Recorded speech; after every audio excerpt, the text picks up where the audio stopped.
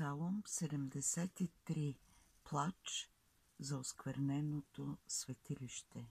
Поучение на Асав. Боже, защо не отхвърли завинаги? Защо се разпалва гневът ти към овцете на твоето пасище? Спомни си за народа си, който притежаваш от древност, който спаси като начало на твоето наследство. Спомни си и тази планина Сион, на която се засели. Простри ръцете си към вековните развалини. Врагът разруши всичко светилището. Твоите врагове крещят сред храма ти. Поставиха своите знаци за знамена. Приличаха на сикачев гъсталак. Ето разбиват в него всички украси с брадви и чукове. Запалиха твоето светилище и оскверниха жилището на твоето име. Замислиха да ни изтребят до крак и изгориха всички места на Божиите събрания по земята.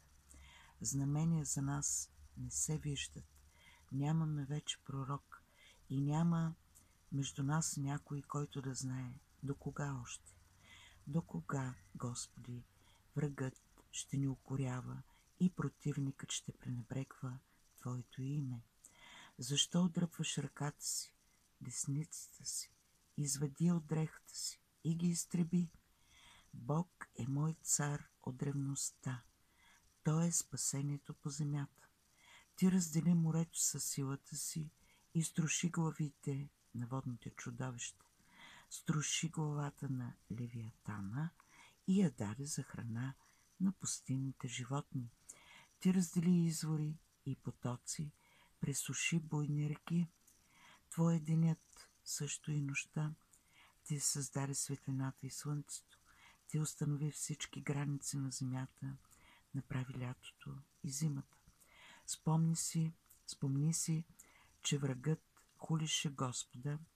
Един безумен народ пренебрегва Твоето име. Не давай на зверовете душата на Твоята горголица. Не забрави живота на Твоите сиромаси. Погледни към своя завет. Всички тайни кътчета по земята се изпълниха с насилие. Не оставяй потиснатия да се върне посрамен. Нека бедният и сиромахът да прославят името Ти. Стани, Боже, защити делото си. Припомни си всекидневните хули на неразумния към Тебе. Не забравяй вика на Твоите противници, растящия рев на възстаналите